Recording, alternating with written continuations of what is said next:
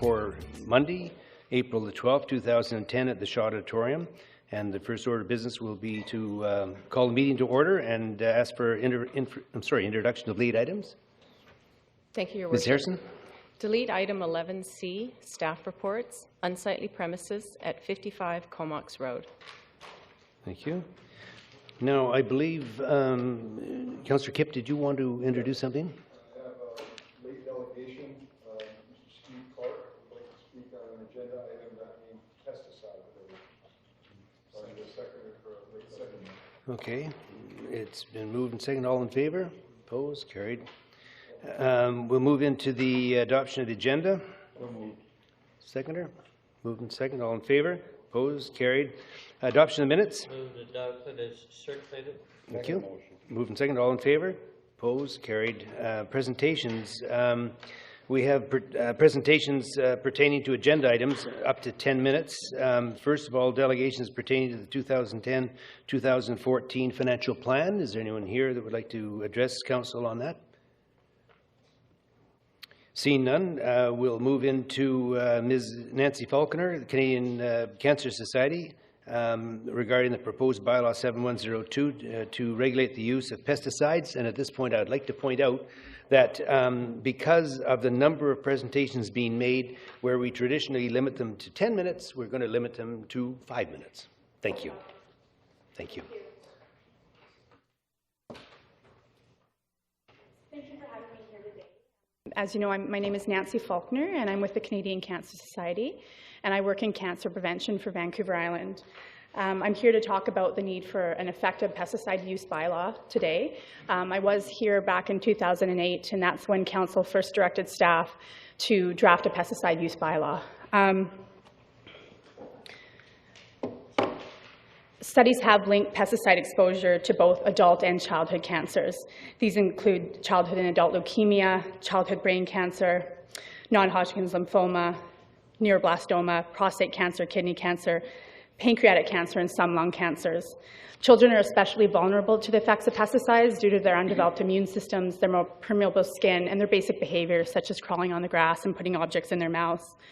Because the cosmetic use of pesticides are non-essential and have the potential to cause harm to human health and the environment, the Canadian Cancer Society does call for a ban on the cosmetic use of pesticides.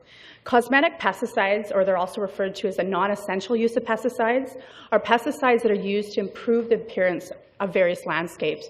So private lands such as lawns and gardens, as well as public lands such as parks and sports fields. So I want to emphasize that this is to improve appearances. We're not talking about essential use of pesticides, for instance, to control a pest that would threaten human health. We are talking about the cosmetic use of pesticides, and this is where the municipality does have jurisdiction to ban their use. There is strong public support for a pesticide ban in Nanaimo. According to a 2008 Ipsos Reid poll, 80% of residents would support legislation that would ban the sale of, the use of cosmetic pesticides. We know that only the province can ban the sale.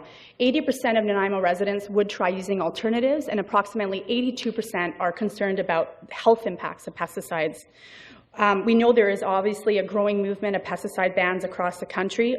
Now 166 municipalities across Canada have pesticide bylaws. There's 29 now in BC and 8 on Vancouver Island. There are many examples of communities that are successfully maintaining attractive green spaces without the use of chemical pesticides. For example, the city of Port Moody has not used pesticides on sports fields and parks since 1988. This is over 20 years. City staff have reported that their fields are in excellent condition and they've not received complaints from user groups. Here on the island, the city of Courtenay, City of Victoria, town of Esquimalt are not reporting any issues with their pesticide use bylaws. They've had no problem with enforcement, they've had very few complaints, and their landscapes are as beautiful as ever. And these are testimonials from city staff, enforcement officers, as well as elected officials. There are many non-toxic alternatives available to the average homeowner, and many different communities throughout Canada are now practicing organic landscaping and having great success with it. We also know that there's support from many other organizations for this, for pesticide restrictions and bans, including the Canadian Medical Health Association and the Public Health Association of BC. We also know that landscaping companies and retailers are thriving under pesticide use bylaws. Statistics from StatsCan business patterns data show that the horticultural trades have increased in number and size in Toronto and Halifax following the adoption of the restrictive pesticide bylaws. So landscaping companies and nurseries and stores that sell pesticides or used to sell pesticides are really not having a negative impact. Their business is growing. So the Canadian Cancer Study is extremely pleased that the City of Nanaimo has committed to pesticide reduction. However, in order to ensure a strong bylaw that adequately protects public health and the environment, we do recommend that the proposed bylaw before you today be strengthened by removing the exemption for licensed applicators. We urge you to pass a bylaw that does not exempt licensed applicators to use pesticides on public and private land for cosmetic purposes. And this is what this bylaw is about. It is for addressing non-essential or cosmetic purposes. Regardless of whether or not they follow the principles of integrated pest management or have Plant Health BC accreditation. These are the following reasons. The International Agency for Research on Cancer and the U.S. National Toxicology Program state that some pesticides can cause cancer.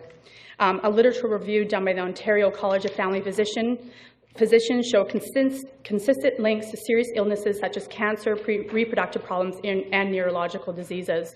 Children, as I said, are at greater risk. And it's also important to note that the City Advisory Council on the Environment unanimously passed a motion to amend the proposed bylaw that's here tonight and eliminate the exemption for licensed applicators. Allowing exemptions for licensed applicators by people who are certified by Plant Health BC and trained in IPM is not the answer. Okay. Integrated 5 minutes up, but Okay. finish off then if you could, please. Integrated pest management still recognizes the need for pesticide use as a last resort. We're talking about cosmetic pesticides, so we don't believe that pesticides should be used under any circumstances for cosmetic purposes. Thank you for having me here tonight. Thank you to the City of Nanaimo for your efforts up to this point to reduce pesticide use. Thank you to the City of Nanaimo for supporting the fight against cancer and declaring April 9th Daffodil Day. I encourage you to continue this fight by passing a strong pesticide use bylaw that is enacted as soon as possible. Okay. Now, before you go, we do have some questions. Councillor Patchy. Thank you, Worship. Thank you, Ms. Falconer, for the presentation. To your knowledge, how many municipalities are there in British Columbia that have a ban on the cosmetic use of pesticides? So in British Columbia, there's 29 municipalities with a ban, and there's only 2 municipalities that exempt licensed applicators. That's Kamloops and Kelowna. Follow up, if I may. Yes. How many of those 29 would have exemptions for certified pest applicators?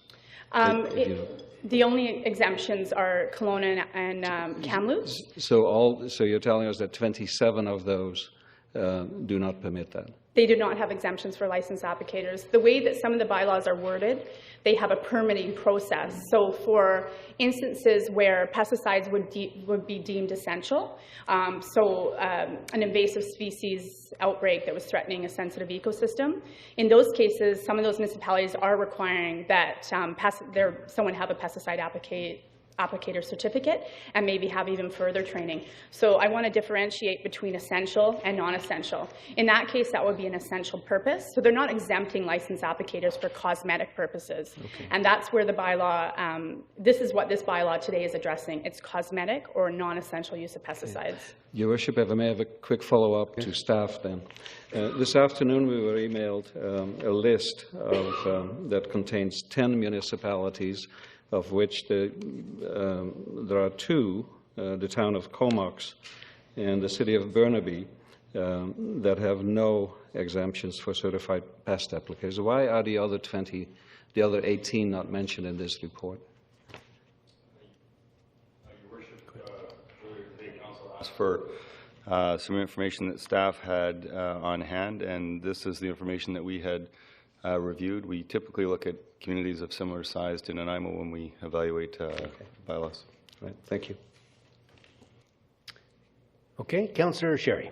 Through you, Mr. Chairman, the emphasis on cosmetic, and you want to ban even licensed applicators from that. Yes. I find that kind of strange, because if we're talking cosmetic only, if there's need for chemicals to be applied against that, wouldn't it be prudent to have licensed people do that, as opposed to people like myself that would go in and have it all over dog's breakfast, okay? And that's where I have a grave difficulty, because when you start looking at what chemicals are you trying to zero in as to that causes the greatest concern to your organization? Yes, so to address your first point, and I think this is where there's a lot of confusion around bylaws and what jurisdiction municipalities actually have with regards to pesticides. Municipalities can only regulate pesticides for cosmetic or non-essential purposes. So what we're saying is cosmetic is used to improve appearances. So we don't want pesticides used at all in that case. For purposes that are non-cosmetic, which we hope are far and few between, then of course you'd want someone that was certified. But this bylaw is not addressing that. This bylaw is addressing cosmetic pesticide use, and that's why we were saying if licensed applicators were given the green light to still be able to use pesticides as a last resort, that's not acceptable, because it's putting the health of Nanaimo residents at potential risk for cosmetic purposes. This is to improve appearances. So we don't want any pesticide used for cosmetic purposes. For non-essential use or for essential use, absolutely someone should be licensed. Well, that's the problem, is that if I'm going to hire somebody to come in and give me an opinion that it's essential or not essential, okay, then I wouldn't like to have Councillor Hold'em come and tell me, because I don't think he has a degree in chemical engineering and what chemicals are affected this way or the other way. So I agree for cosmetic thing, but to eliminate the licensed people, I just feel that there is the need for those people to be there to be utilized. Thank you. Sure, yeah, and they can be utilized, absolutely, but we still don't feel that they should be utilized to apply pesticides for cosmetic purposes. So if you want to use people with expertise to determine whether or not something's essential or non-essential, absolutely. There's many municipalities that have those technical skills on staff. However, municipalities are not reporting that they even need those technical skills on staff. For the most part, you know, when we're looking at cosmetic use or non-essential use, it's to control weeds, dandelions on your lawn. And if we exempt licensed applicators under this bylaw, my neighbor could hire a landscaping company and to come in and they could say, oh, well, we've tried everything else, but we're still going to use pesticides in this case, and this is for cosmetic purpose. So I'm not saying don't ask for expertise from people who are licensed and have, you know, a background in horticulture, but what we're saying is for cosmetic purposes, licensed applicators should not be given the green light. Well, I guess I have problems with that last statement. When somebody prejudges somebody in a profession that has gone to the trouble to get the education, to know what they're doing, okay? Just to say, oh, well, he's just done it because he wants to get the dirty easy, okay? Thank you very much. Okay, I have Councillor Unger. Thank you. Through you, Your Worship. You mentioned the survey.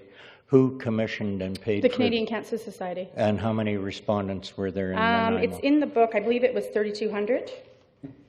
3,200 in Nanaimo? Yeah, they were oversampled. We were able to choose certain communities on the island to oversample. How was that conducted then?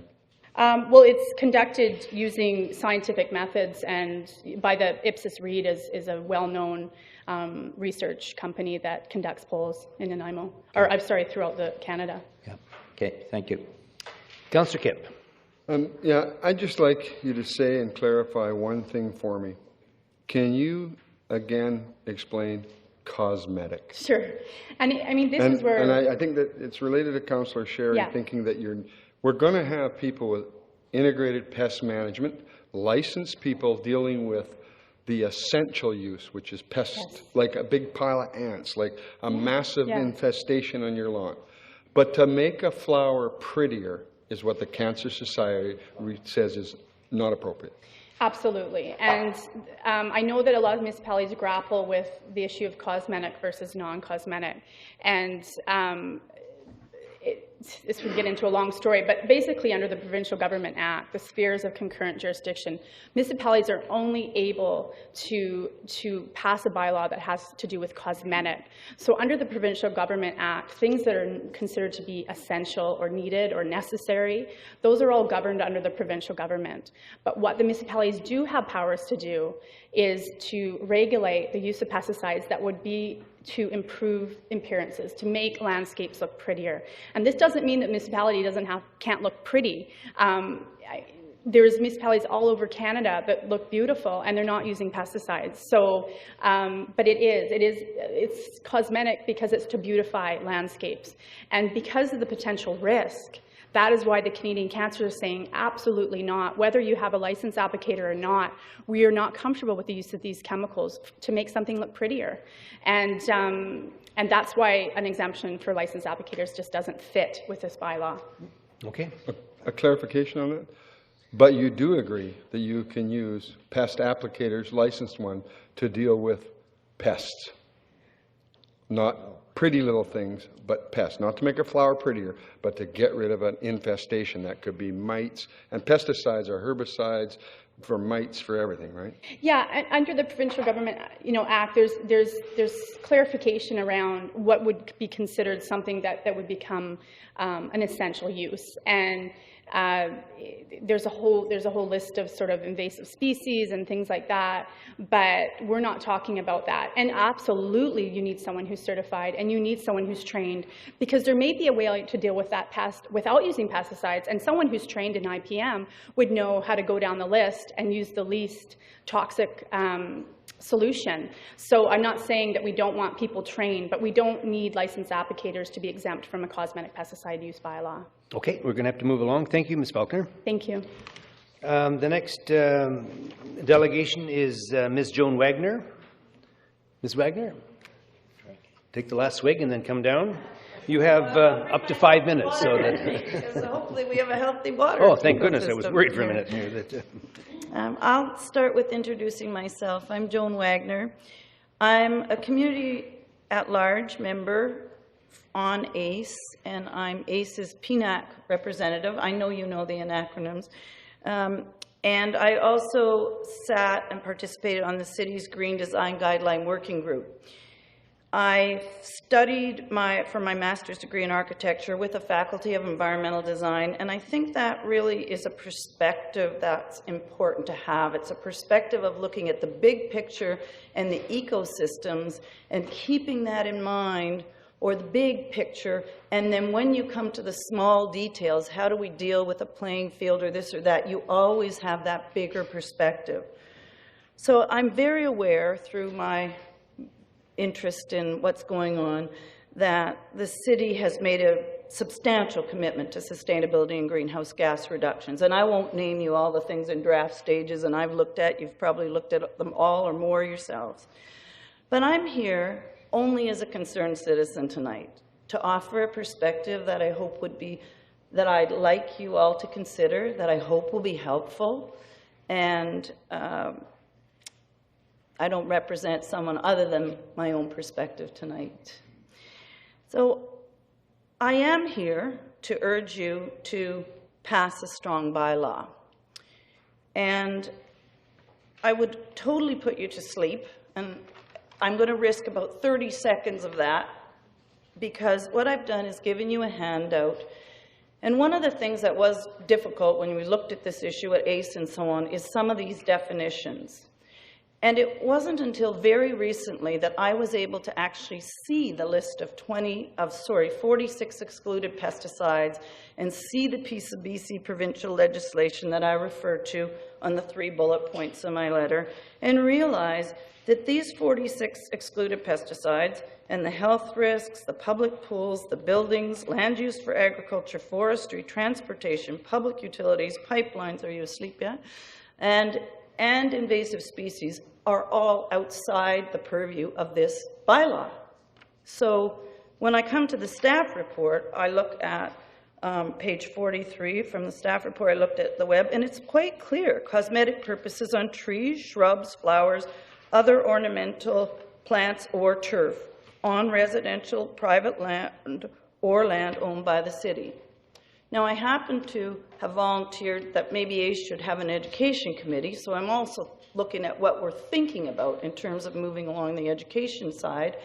And it also has come to my attention that there's some debate that perhaps even trees and vegetable gardens are exempt. So I'm not sure on whether we're defining agriculture as agricultural land use designated, or whether we're thinking if you can eat it, it's exempt. That remains a question I have about the interpretation. But in any case, I think I've made my point about what this cosmetic, and I've spent a lot of effort, and believe me, we spent hundreds of hours trying to sort out these distinctions. So my feeling is that passing a bylaw without these additional exemptions for licensed applicators for the purposes of just, just been emphasizing, is really important, and that passing a bylaw without exemptions is a real opportunity for Nanaimo to play a leadership role that we've already been on the way of committing, we're already committing to with the greenhouse gases and the sustainable reduction commitments and so on, to promote our city as environmentally friendly, environmentally responsible, and to demonstrate this commitment to sustainability and environmental stewardship, to offer an inspirational model for our residents, for people looking to locate in a sustainable community, or a community that is sustainably responsible, our youth and our future generations.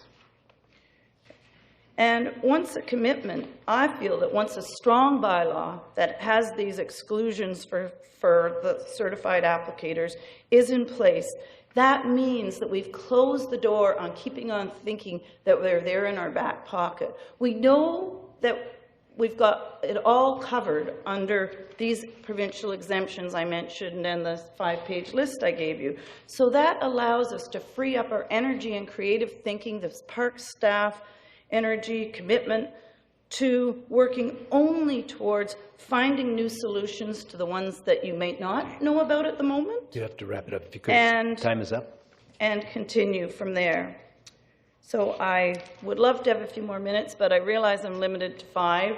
So I have given you my letter, and I will send you an email with my email address and my phone number, because I would welcome an opportunity to discuss this further. And I know that you may find my name familiar because you all had an invitation to my home to a dandelion tea, because I think that this kind of dialogue is important, and I'm sorry we didn't get a chance to talk personally. Okay, Ms. Wagner, before you go, we have one. Thank you. Before you go, we have a question for you, Councillor Patchy. Thank you, Worship. And that was good dandelion tea. Thank you again. Just one quick question for you. Sure. You are a member of the city's advisory committee on the environment. I am. And you have been there for quite some time, I understand. In your time there, have you made an effort to receive from the city staff information on examples of why they think that we should exempt these? Yes, I have, and I've asked, just when I realized that the staff was going to recommend against the ACE recommendation, I actually phoned our environmental planner and said, can I come and sit down? Can you explain it to me? After 16 months of looking at this, I still don't really get it. And the answer was sort of, it seems to be just in case. But I couldn't really get specific examples. So you've not had specific examples of why it was requested? I haven't, Okay, no. thank you. And I haven't been at every single meeting, but I certainly would expect that our environmental planner has. And if he had a series of concrete examples in hand, I'm sure he would have shared them with me. Okay, thank you, Ms. Wagner. I see no further questions. Thank you very much. Thanks. The next delegation is Ms. Adrienne Schroeder. Welcome, Ms. Schroeder. And I remember it's 5 minutes again. So if I start going like that, you'll know. Thank you, Your Worship. Yes, my name is Adrienne Schroeder, and I'm here before you this evening as a Nanaimo ratepayer, as a mom, and as a sports field user. So I've had the pleasure of being involved with the campaign to see Nanaimo pass a strong cosmetic pesticide bylaw for over 1.5 years now. And I want to say that the bylaw that's introduced to you tonight here is the status quo, and I don't think that is enough for the city.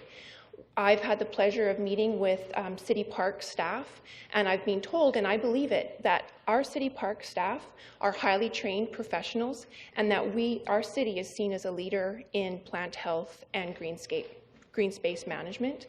So why would we want to lose that leadership position by adopting the bylaw as it stands? I want to see the removal of the exemption for pesticide applicators because it allows for the continued use of pesticides that we know are damaging to our health on city lands. The fact that School District 68 has banned the use of pesticides on their lands. The fact that in my conversation with the head groundskeeper at Vancouver Island University said, we are no longer using pesticides on campus property. We chose not to renew our pesticide applicator permit.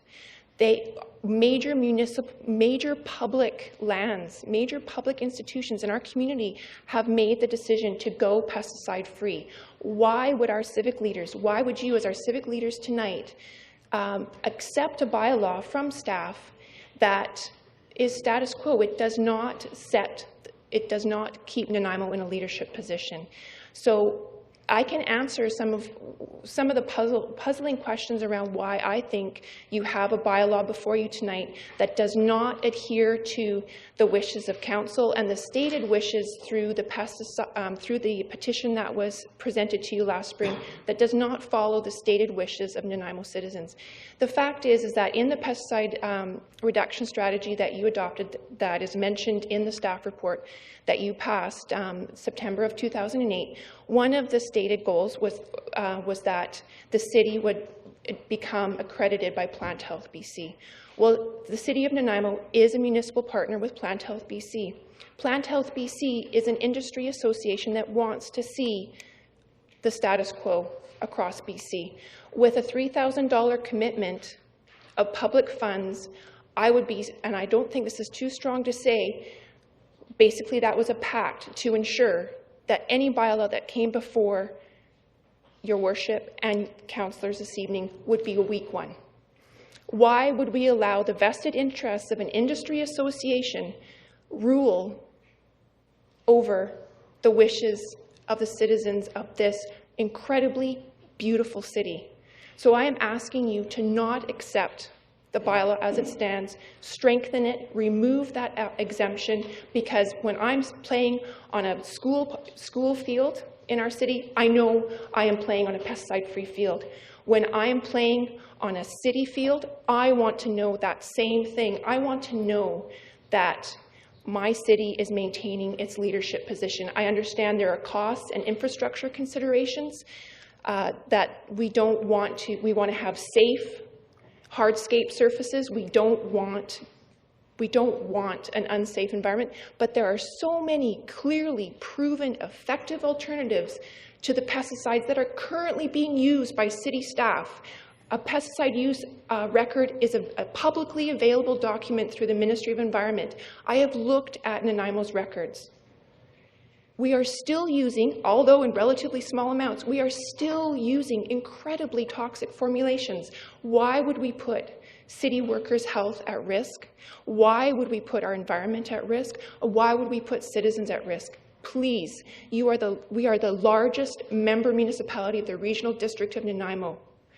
Everyone, Qualicum Beach, Parksville, are looking to you, to our city, to see what kind of bylaw we pass, set the bar high, maintain the leadership position. That is what I'm asking this evening. Thank you very much. Thank you, Ms. Schroeder. We have one question. Councillor Unger. Yeah, you mentioned a payment of $3,000. Can you elaborate? Who was it to? When was it accepted? And for what purpose was it accepted? Because you gave the intimation that there was something illicit about it. I don't know why you would use the word illicit. There's nothing illicit about it. But in your the executive summary of the staff report that's before you this evening, you'll see that the council adopted a cosmetic pesticide reduction strategy in September 2008 that included 3 points.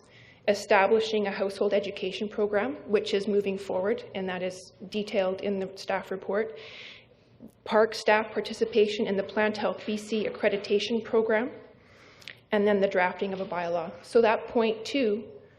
But you mentioned $3,000. Now, Yeah, did that's the what- city that's accept what you approved. $3,000 from somebody? No, Okay. the city gave Plant Health BC $3,000. Well, that's For what? I'm It's a not lot really different. sure, because pesticide applicators are licensed and regulated and educated by the province of BC. Why we don't need an industry association to horn in on the professional groundskeepers in our city to say this is what you need to do, or it's just it doesn't sit right with me, and it is very clear to me from my almost year and a half involvement with this issue is that Plant Health's agenda is dictating what you see before you this evening. Okay. I see no further questions. Thank you very much, Ms. Schroeder. Thank you. Appreciate it. Okay, the next delegation is Ms. Connie Kuramoto. And Ms. Kuramoto, if you would like to come forward, and again, the same 5 minutes. Hello, honourable council members. I've worked in the field of horticulture for well over 30 years now. I've run a couple of farms. I've done interior, exterior maintenance. I taught horticulture from Malaspina College, now Vancouver Island University. I've taught at North Island College, taught horticulture, and I'm currently teaching horticulture for Gaia College, which is a horticultural college that teaches organic methods. I received and renewed my pesticide applicator's license for over 20 years, renewing it 5 times in total. However, the more I learned about pesticides, the more I decided that they pose a danger to the environment and those creatures, great and small, who inhabit that environment. All of life on Earth depends on the interaction of plants, animals, and microbes in the soil.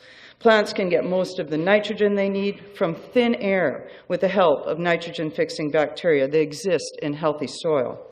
Plants use that nitrogen to create proteins and enzymes crucial for the process of photosynthesis. During that process, plants combine hydrogen, oxygen, carbon, and carbon dioxide from the air to manufacture carbohydrates, which we use for food, and they feed the animals that we also use for food. Plants finish their life cycle and then are decomposed, again by those microbes, an elegant form of recycling that has been the basis of the construction and ongoing health of ecosystems over the entire planet since the very beginning of time. Plants have been shown to have the ability to manufacture their own food with the help of soil microbes, and they also build their own defenses. If this was not true, we would not have the wonderful forests that surround us on Vancouver Island and the bigger world beyond. It is this interaction between the microbes and the plants has been the basis for all of life on Earth, even before humans set foot on Earth and long before pesticides. Soil microbes provide multiple functions for the plant world, including manufacture of food, nutrient, water access, pest, and disease control. It's an age-old partnership. Currently, we have a situation where this partnership is being threatened. The spraying of pesticides destroys the microbial life of the soil, leaving plants dependent on deadly poisons to provide that protection. Yet it's obvious that poison use is not sustainable. In all my years in horticulture, I've never seen an instance where pesticides truly worked. Pesticides always need to be sprayed repeatedly, even to begin to control pest problems.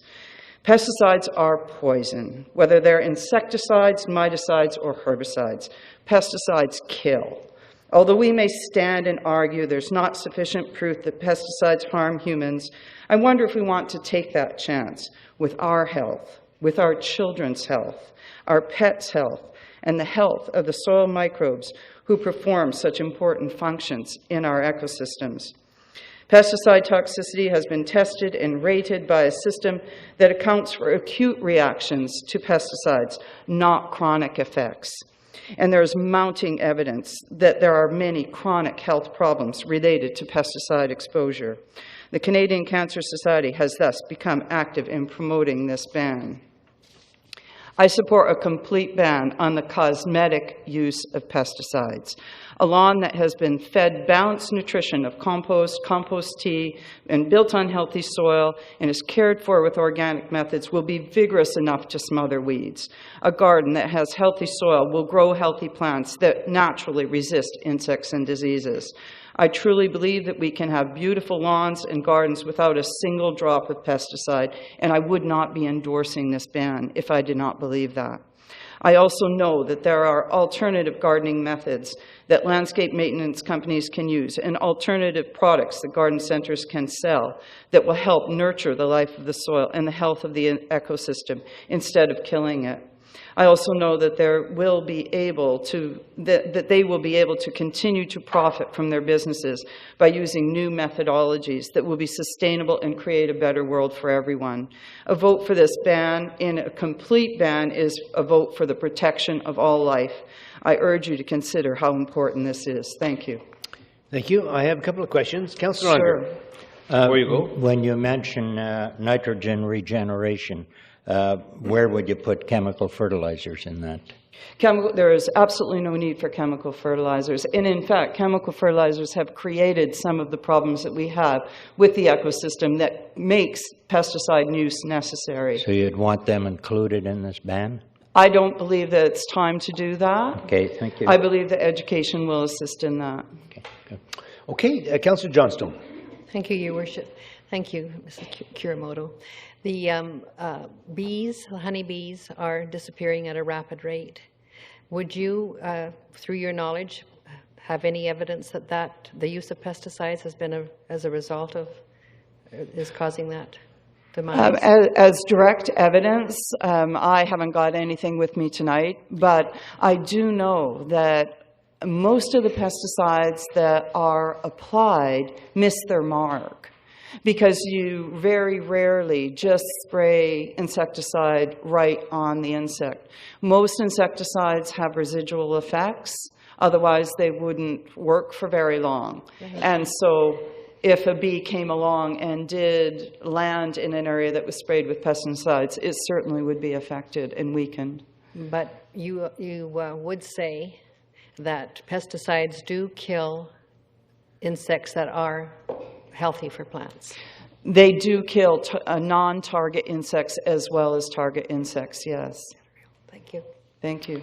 Okay, I see no further questions. Thank you very much. Thank you. Now, we'll just move a little bit off the agenda we have here, and Councillor Kipp had made a motion which was accepted that Steve Clark could come up and speak to the matter related to this bylaw 7102. So, Mr. Clark, you have the same amount of time, 5 minutes. I would like to thank the councillors for allowing me the time to speak on this issue of the proposed cosmetic pesticide ban here in Nanaimo. This is an issue that involves emotion, stakeholders, and a lot of misinformation. However, my company is happy that it has been brought to the forefront for some rational discussion. Firstly, we need to realize we're talking about Health Canada approved products.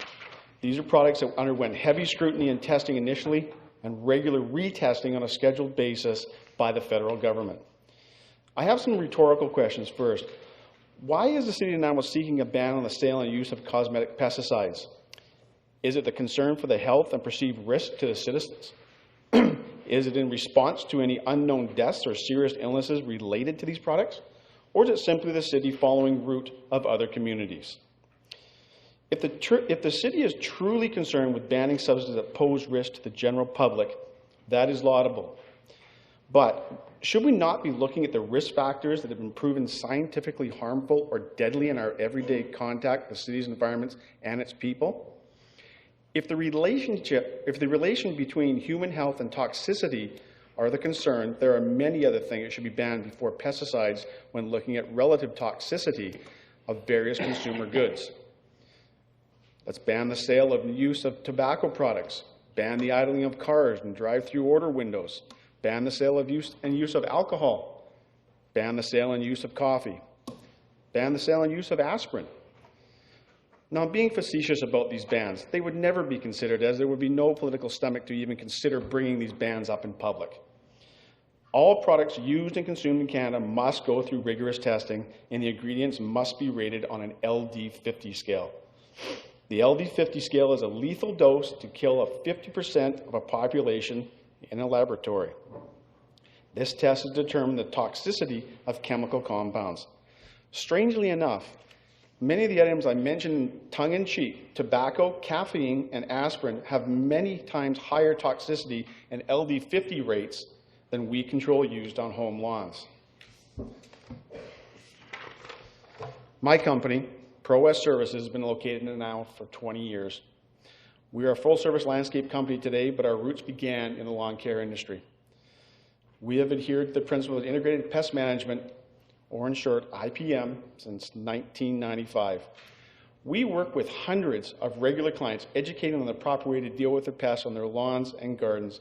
We only use weed control as a last-ditch effort and only on a spot control basis.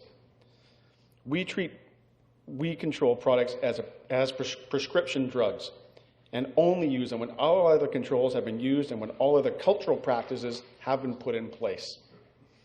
However, taking this tool out of our arsenal would leave us with no alternative for selective weed control on turf, lawns. There is simply nothing on the market that can replace it at this time. A replacement for selective weed control for lawns must fit the following criteria. A, the product must be registered by the PMRA. The products have to work and be selective. The products must be cost effective, and the products and methods cannot increase our environmental footprint. This is a very hotly charged and emotional issue coming from lobby groups. However, as of this date, there are no published scientific studies, none, that have proven a link between lawn and garden pesticides and any acute or chronic illnesses, cancer, or disease. If there is a report, I would love to see it. It is very easy to link certain keywords together, children, cancer, poison, environment, to promote your agenda by cranking up people's emotions, regardless of the lack of scientific basis or study. I believe that if we need to take a first step towards regulating weed control products, then they should be only applied by licensed applicators. Homeowners can also take this course through the Ministry of Environment right here in Nanaimo. Every home contains many household cleaners, drugs, solvents, and various compounds that are tremendously more toxic than the items in question now. The City of Nanaimo already has a policy in place, and I may be incorrect on this, regarding the use of pesticides in our public lands and parks. So that what we're talking about is a ban directed at tax-paying homeowners, telling them that they have no right to use products that have been approved by the federal government on their own personal property. The average Nanaimo resident may have heard something about pesticides, but has no real idea that this proposed ban will affect them in the least. I am in full agreement that products of all types need to be monitored, discussed, proper regulations put in place for their use, as well as a licensing program and public education of their usage. Okay, sir, we're at 5 minutes. If you could wrap it up, please. Okay. And we do have a couple of questions. We really need to look at the relative toxicity before we are looking at a ban for cosmetic pesticides for people's properties. Just we're talking about things such as weed control, just so you put in perspective just how toxic it is or isn't, I weigh about 95 kilos, and I'll spare you all the math. But I would need to drink 3.5 liters of undiluted weed killer to kill me. If the average home lawn is 3,000 square feet, I would have to lick the equivalent of 140,000 square feet of grass to kill myself. Okay, we really do need you to wrap it up because we have to give everyone the same fair amount of time. I am just saying that we need to have a look at the relative toxicities before we can place a ban on any of these products. Okay, sir. Before you go, we have a couple of questions. Councillor Bestwick. Thank you, Your Worship. Thank you to all the speakers. And I just have a question. You indicated at the beginning that there's no alternative to cosmetic pesticide on the market, whereby the previous 4 delegations all suggested that there is. Would you please clarify that for me in your words? Absolutely. There's many things we can use. We've used beneficial nematodes for all kinds of things. There's things like Roundup, non-selective herbicides. There's all kinds of things you can use for that. I'm talking about selective products that we'd use on lawns, on home lawns, for the removal of weeds. There's no other thing you can do other than mechanically pull them out, which is what we work with our customers. If you've got one, pull it out. You don't need to be spraying it. We don't spray everybody's lawns. We do spot control only if you have to see it. And just so everybody knows, if you phone my company today and says, I want you to come out to my lawn and kill my weeds, I will tell you, no, I will not. Let's work on getting your lawn healthy. Let's make sure we've got the right nutrients coming down, that you're grass lighting, you're watering properly, all kinds of things. We do not sell weed control though. We just don't. So it's not like I'm trying to make sure we're not losing business, because that's not what this is about. This is about making the choice on your own property. As far as I know, the city of Nanaimo still on their sports field is not using weed control on their product, and that changed probably 8-9 years ago.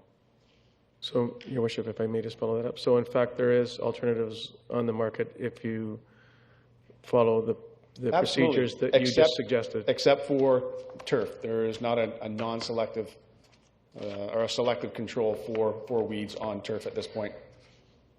Thank you. Councillor Kipp. Okay, thank you, Your Worship, and Steve, thank you very much. I look at it, I don't know if killing 50% of rats and mice it's such an old scientific method to me. I don't see the validation in it personally. I know I sometimes can be odd, but I'm not going to be the same body constitution of a rat and a mouse. And to give them and their little minute bodies enough toxicity to say, oh, this makes it safe for us, to me. With coffee, there is ban on cigarettes. You sell a 19-year-old or under cigarettes, that's a ban.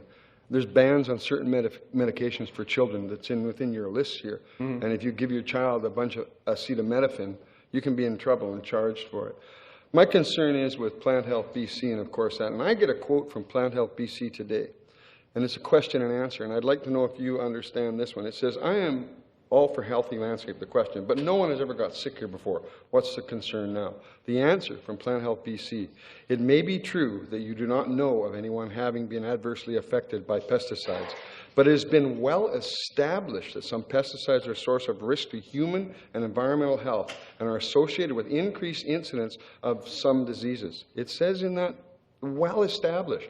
And I've seen some studies, and I'll hopefully get into it. Additionally, some of these materials have been shown to adversely affect our environment and other organisms. When you talk about a whole pile of Killex weed, you do understand as a plant manager that bioregion, the myocordial fungi underneath it is that nitrogen fixer that our horticulturists talked about. And do you really believe that a spot kill on 50 or 60 or hundreds of lawns in Nanaimo doesn't have an effect on our systems and our health? I mean, one application in 1 yard, I would agree with you. But all over town? For cosmetic, I'm only worried about cosmetic. If there's maybe if you could answer that. Well, can you answer that to me? Do you think it doesn't have an effect? No. You can't answer it, or you think it doesn't? It does not have. Not if you're using it at the proper ratio, at the proper time, with the proper precautions, staying away from bodies of water. Okay, and can I follow up on that, Your Worship? As a principal, then, as a professional, Have you seen residential people that go, wow, if this works on 100 square meters, one bag, I should put 2 bags on? Absolutely, and that's where the misuse comes in, and that's where licensed professionals would know the amount that they're supposed to be using and not using. Thank you, Steve. Appreciate it. Okay, sir. Thank you very much. I see no further questions. Yes. And now, Mr. Valancourt, if we have a presentation I believe you want to make, you will be coming up, or certainly the city will be proclaiming National Organ and Tissue Donor Awareness Week later on. You have up to 10 minutes, sir. Thank you, Your Worship. First and foremost, I would like to thank you in advance for the upcoming proclamation in the city of Nanaimo for National Organ and Tissue Awareness Week. I commend you for that. Now, we undeniably all make decisions based on our own personal experiences, and sometimes we make those crucial decisions based on other people's experiences that they have taken the time to share with us. I am here before you to share some of my experiences, and quite frankly, everything that I'm going to tell you I can attest to with 100% certainty, and I have documentation with me to show that. In any event, I will seize any and all opportunities in order to raise awareness to organ donation, with my goal being to possibly save lives. I have a copy with me of a letter from the BC Transplant Society to the past administration. It was addressed to Gary Corcoran in 2008, April the 2nd, regarding Organ Donation Awareness Week, and then a subsequent letter on the 16th, again on the same topic. Unfortunately, the past administration did not deliver as you have today. I subsequently made a presentation to council, and I then stated that my goal was to become the #1 municipality in British Columbia in registration rate. The previous letter that I mentioned, I forgot to say, pointed out that Nanaimo was a 13% registration rate, whereas the province of British Columbia was 16%. Now, I don't want you to get me wrong when I say that I want Nanaimo to be #1 in registration rate. Please understand that the gift of life has no boundaries. Sorry. Obviously, you start at home, and then you branch out however you can. And as I take you through my little bit of a journey here, after my presentation, staff put me in touch with CUPE, who committed to doing some internal registration drive. Unfortunately, I do not have statistics on that effort. But since then, I have had the pleasure of working with your administration and with your wellness committee, with your sanction, I'm under the understanding of, you did an internal registration drive within the city employees of Nanaimo, for which I also thank you. But I'm also here to tell you that I have had similar success on a large scale employers in the city of Nanaimo, and I'm not going to get into the commercial benefits by naming these organizations. However, I will name one in particular, which is the Nanaimo RCMP department. They did an internal registration drive as a result of my approaching them. I am hopeful that you will understand that any of these initiatives that we take part in are time sensitive, and there is no way in God's green earth that we will attain our goal during this National Organ Donation Awareness Week campaign or any of the past campaigns that we've had. We must strive to continue to do what we can in order to raise awareness. I quite frankly have I found that the more people I talk to, the smaller this world seems to be. Every time I open my mouth to talk to somebody, I run into someone that I pick at random, and they have stories to tell that touch my heart. Just recently, I approached this lady in a shopping mall, and you got to appreciate this. I just went, "Tag, you're it." She looked at me, you know, and I said, "Well, now I've got your attention. Look," I said, "I'm sorry. My name's Serge Valancourt, and I'm a 5-year post-liver transplant recipient.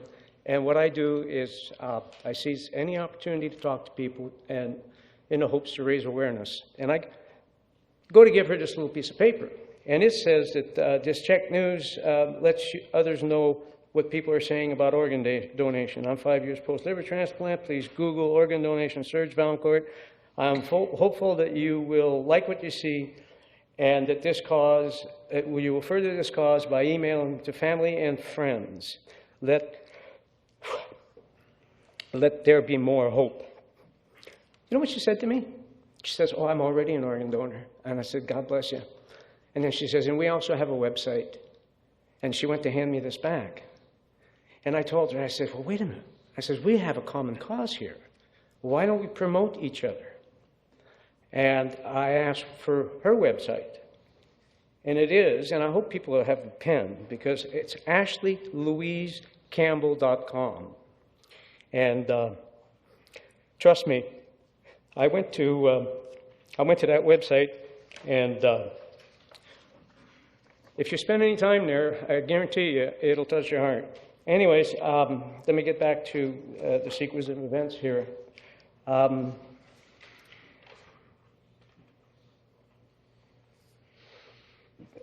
That is a private initiative. So getting back to where I got off track, how about a good joke here? I always tease my surgeon about how good of a job he did on the liver transplant. And I keep telling him, I wish he'd have tweaked a little something up here because I get off track sometimes, but I always get to where I'm going. Anyways. Well, that's important because you've got about 3 minutes left, so stay on track. 3 minutes left. Okay, well, let's get to the stats then. All right, sorry about that. Hopefully there'll be questions that allow me to fudge on the time a little bit. Statistically speaking, I said 13%. Nanaimo is currently at 22%. That's a 9% increase in registration rate in this municipality, and we can be proud of that. I have here the statistics that were provided in 2008. Provincial average for registration increases across the province, 1%, 2%, 3%, 2%, 2%, 1%, 2%, 2%, 2%. Nanaimo's at 9%. I wonder why. I suggested to this council to do quarterly reviews on some of the recommendations that I made in a past presentation. I've took it upon myself to do just that. I did, and even a little bit more. I did quarterly registration drives, standing in different locations, malls, stores, and approaching people about considering registering as organ donors.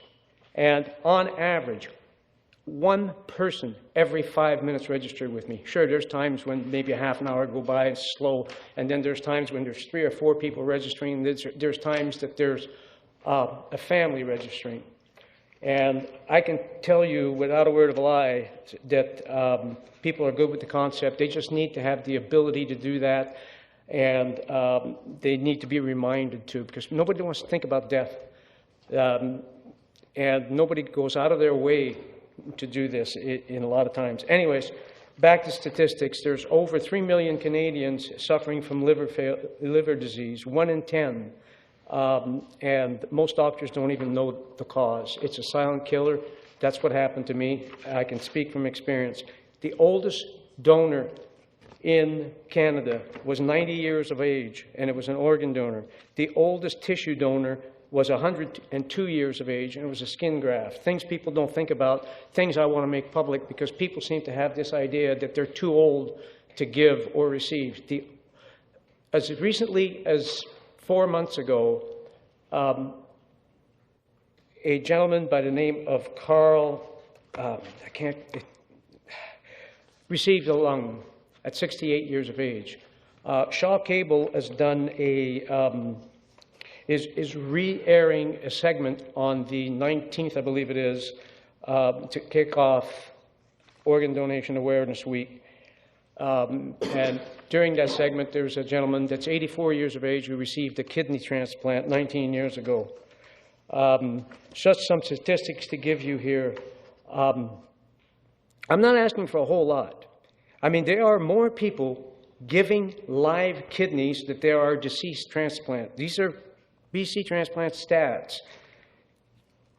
This year, there were 21 kidney transplanted from deceased donors. There were 26 from live donors. I mean, there were 2 that were live liver donors, as opposed to 10 from deceased donors. In any event, I guess 10 minutes isn't a whole lot of time on this subject. No, not because it's actually gone by now, so. Pardon? 10 minutes is up right now, sir. Okay, So if you well, could wrap it up. Do you still need the proclamation, or are you speaking in lieu of it? Oops, I'm sorry about that. That's time to take my anti-rejection medication.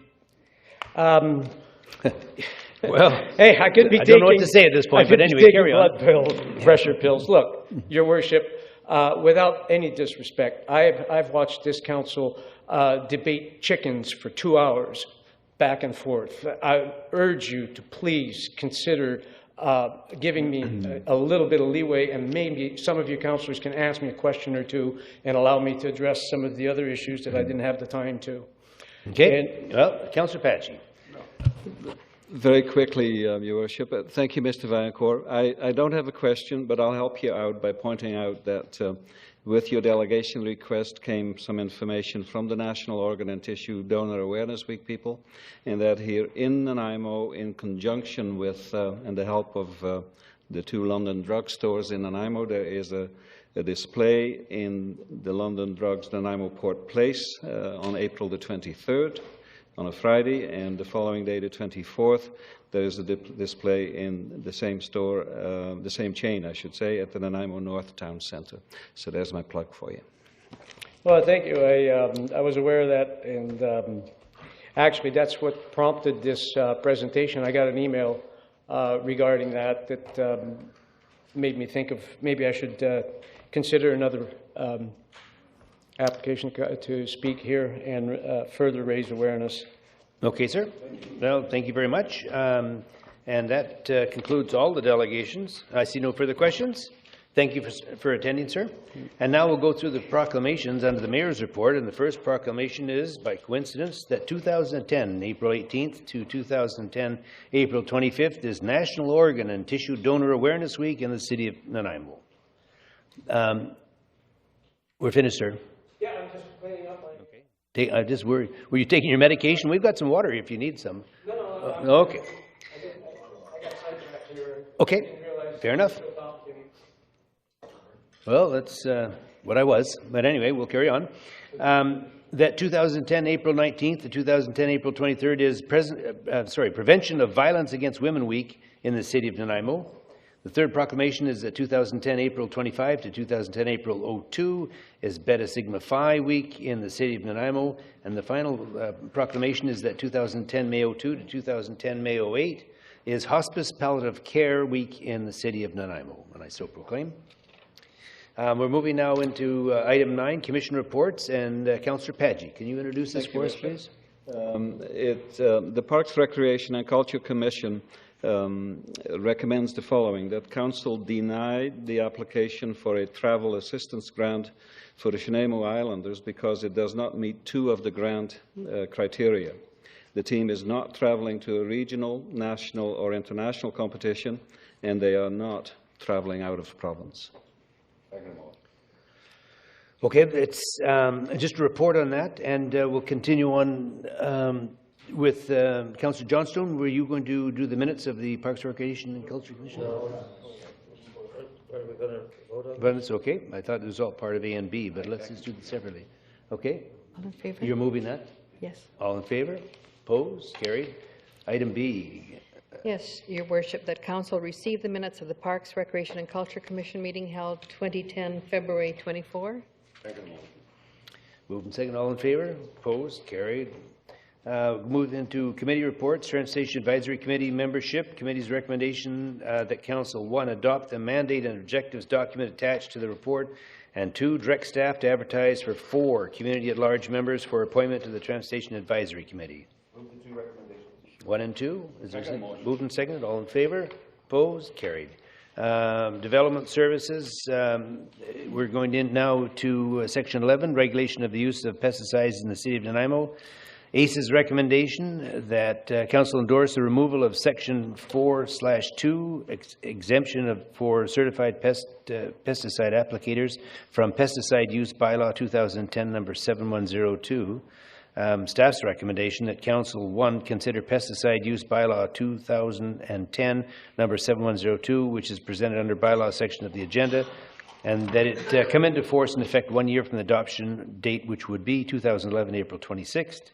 And the further council recommendation, staff recommendation to council rather, is that to request that staff review both the public education program and the bylaw within 3 years of the bylaw's adoption. What's your pleasure? Councillor Kipp, go ahead. Yes, I'd like to recommend a change or amendment to the bylaw as it exists here, Your Worship. And I'd like you to refer to page 87 pages. And what I'm relating to is item 2, to take the exclusion, number 2, which is applied by certified pest applicator or a licensed company that employs a certified pest applicator. So my concern, of course, is the cosmetic use, which we've heard tonight, and I would like to say to remove that from it. And if I may speak to it. When we hear the Ipso-Reid poll, when we hear from the professional people, they even say they don't use these type of chemicals now. And I hear about leadership with Kelowna and Kamloops, who many times we refer to as the big communities in the province that we adhere to a lot of the things. When I think back to the old days of chemicals in Agent Orange and things like that, I can't understand why we can't get that concept of cosmetic. Just to make a plant look prettier, there's no reason for chemicals. I'm concerned with the cumulative effect. I see the economic benefit of going organic and protecting our food and our water supplies across our greater Vancouver Island area. I see companies like Home Depot not selling these products. It just makes no sense to me, and I think the leadership point really struck home with me that one of the delegations said, just because everybody else is doing it this way, I don't think that's the way we should run our corporation. When I look at Plant Health BC, and I look at what one of the people said, they're sponsored by the Investment Agriculture Foundation of British Columbia, an industry-led not-for-profit organization. Well, I've never known an industry not-for-profit, but they're allowed to register. They were established in '96 to strategically invest federal and provincial funds in support of innovative projects to benefit agri-food. So that's a concern for me when I look at agri-food across our world. I'm even concerned that the chemical companies are so powerful now that when their seed blows onto my land, I have to pay them for the seed. If I glean that seed, they find it illegal in a court case in the United States. The chemical companies are powerful, and the lobby that people speak about. So I'm concerned with the fact that we want to be trendsetters, and we want to set the pace on this, and we want to say, use pesticides for those things that are essential to protect our health and our welfare and our investments, our infrastructure. But don't use it just to make a plant prettier. Okay, just for clarification, it's been moved by you and seconded by Councillor Holdham that staff recommendation proceed with the elimination of Section 2. Is that correct? Yes. Okay. Now, I have Councillor Unger, Councillor Sherry, Councillor Holdham, Councillor Johnson, Councillor Padgett, and Councillor Bessery. Councillor Unger. Thank you, Your Worship. I sympathize with the people who want to make this a safer place to live and a healthier place to live. My problem arises from the infringement on private property rights. It seems every bylaw, every law passed by the province or by the federal government, somewhere down the line is the loss of somebody's rights. We do not have controls over railroad right-of-ways or highway right-of-ways, and they would would be able to merely continue. But it's also, my concern is when you have a legal business and a legal product that is licensed, and a business is licensed to carry on its practices, that we would even consider restricting and putting them out of business. I think the place to go, and I would support it, would be if they go to the provincial government or the federal government, because I fear that if this ever went to Charter of Rights, fining somebody or charging somebody with spraying on their own private property, that the Charter of Rights would cost us a lot of money. Thank you. Okay, Councillor Sherry. Mr. Chairman, we got, in my estimation, we have two items here. We have cosmetic landscaping as one item, and I can support the ban on the pesticides as it relates to the cosmetic portion. But to what's on the floor right now is the removal of these licensed application people that have there. Okay? I don't believe that's the way the bylaw reads. IPM is recommended that they're the only people that can applicant. I think, Councillor Sherry's, can I have a clarification from staff? Well, my interpretation is the ACE recommendation, okay, is on page 43. The advisory has recommended that the exemption for certified pesticide applicators be removed from the bylaw. And that's what we're talking about now.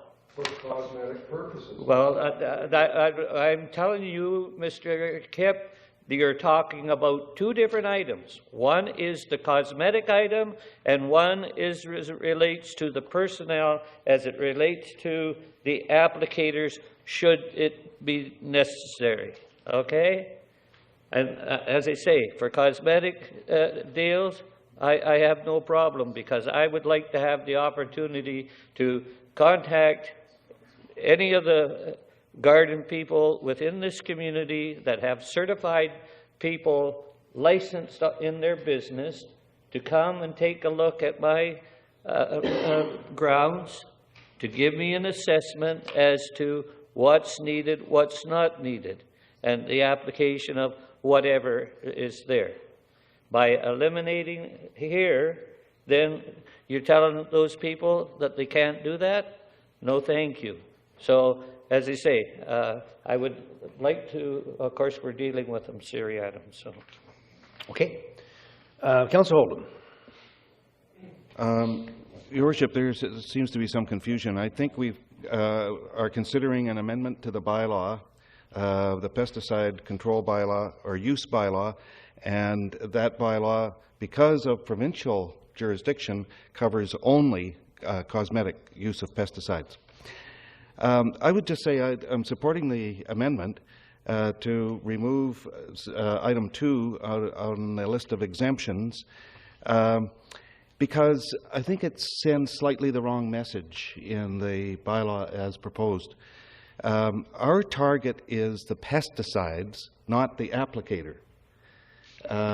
What we're trying to do is discourage people, everyone, from using pesticides, whether they're professionally or personally applied, to discourage their use for cosmetic purposes. This isn't a private property right. I'm kind of amused by that. I mean, we have all kinds of rules about how to use personal property. We have rules against backyard burning. We have rules against construction within setbacks. We have rules against not operating service stations on residential property. You know, there are all kinds of things that we can't do with private property. Private property rights do not include doing something silly. And one of those things that's silly is using using pesticides for cosmetic purposes. So I think the amendment makes the bylaw much clearer. It is certainly within the mandate of the municipality to restrict the use of cosmetic pesticides, and so I'm supporting that. Councillor Johnstone. Yes, thank you, Your Worship. I would support the amendment as well because I would place children before the use of cosmetic pesticides at any time, any place, any day. I think the risks outweigh the benefits. A total ban is the only option, and that will, significantly decrease the landscape pesticide use, and the only option that addresses community-wide risks. So I would support the amendment for cosmetic pesticide use for landscape purposes only. Thank you. Councillor Patchy. Thank you, Worship. I also will be supporting the amendment. One of the things that spoke to me was one of the delegation who had made an effort with her membership on the Advisory Committee of the Environment to get some examples as to where our own city staff might have been providing some examples of how important it was that we keep these certified pesticide applicators in the bylaw, and she was not, that answer was not forthcoming. I'm only interested in the strongest bylaw that we possibly can get, and to my mind that involves the removal of certified pesticide applicators in number 2 under the exceptions. To me, like Councillor Holden alluded to, it doesn't really matter who puts the pesticide on. If it is a neighbor of mine who puts that on and is going to be banned from doing that, if that is going to be replaced by that same neighbor being able to call a certified applicator and then discuss what needs to be done, I fear that that leads to a kind of a pressure that might still lead the applicator to use the kind of pesticides that I don't want to see used. So I'm much more comfortable with not having that in there, and so I shall be supporting the amendment. Okay, we have one more, well, we have 2 points actually, but before we start, I just wanted to let staff know, Ms. Harrison, that what I'll do is in a moment call on you to read the amendment so it's clear to everyone, not at this point. Councillor Bestwick. Thank you, Worship. I certainly agree with my fellow colleagues in their expressions. I'm not against all cosmetic applications, including lipstick and mascara, of course. But on a serious note, on our ACE committee, how many members, and the question to staff, sit on the ACE committee?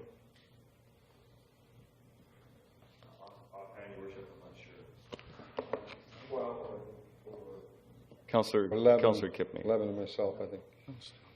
And then just a follow-up question that I have to make the assumption that these people that sit on that committee are committed to the better interests of the environment, that have been working on this particular topic for a year and a half or so, and are well educated and researched in this particular category, and indeed have come forward with a strong message. And I think that it would be certainly not taking their information and their advice and their suggestions moving forward. I don't think it's a commercial statement. I think it's a betterment of the health, safety, and welfare. And they provided certainly extremely good examples of other communities that are doing the same or more. And I would certainly be supporting this amendment to the recommendation. Okay, I see with trepidation, Councillor Kipp. Your Worship, I start to realize where Councillor Sherry may have confused us. And I know originally it was called the regulation, the use of cosmetic pesticides. And I believe we removed that because we wanted it to eventually be a broader statement. And I think that's where the confusion lies, because this does say the regulation of the use of pesticides. When you talk about the exclusion of an IPM certified person, it can become confusing. I don't know whether we removed it from the staff or the recommendation was, but it used to be. And I think that's the concern, is that the Cancer Society and everyone said it's just about cosmetics. The other pesticides they agree with. They will work probably to ban those in the future. But I believe that that's the thing that I'm most concerned about, is that precautionary principle. As Councillor Johnson said, prove to me that it doesn't harm me before I have to prove to you that it does. And I appreciate the support. Thank you. No, I believe, Mr. Kenny, did you want to make a comment? Your Worship, I don't want to enter to the debate because it's appropriate council debate. I just do want to make an administrative comment, however, and that is that right now, the way the bylaw is written is it leaves it up to the certified pesticide applicator to make the determination as to whether it is non-essential use or not. The bylaw actually refers to non-essential use, not cosmetic use. If that section is deleted, it will be left up to somebody else to make that determination. And I just want to alert you to that as an administrative issue, because I believe there will be administrative costs related to doing that, because people will complain. And either the city will have to take administrative research and enforcement action, or else the courts will have to. Right now, the way the bylaw is written is the certified pesticide applicator makes the determination. So that determination is made outside of city staff. So with this amendment, somebody else has to make that determination, and we haven't provided an administrative support system to do that. I just want to make you aware of that. So if this amendment passes, I'd like to be authorized to prepare a report on administrative implications. Okay. Councillor Kipp, you didn't have any follow-up, did you? Councillor Oldham. Go ahead, Councillor Oldham. I'm not sure what our Chief Executive Officer just said. I don't see anywhere in the proposed bylaw that the determination would be made as to whether something is essential or non-essential only by a certified pesticide applicator. I mean, if it's there, I'd like to have it pointed out to me, but number 3 says there's a prohibition on the non-essential use or purpose of pesticides of maintaining outdoor trees, shrubs, flowers, and other ornamental plants or turf on private or on public land. And then there are a list of exceptions to that.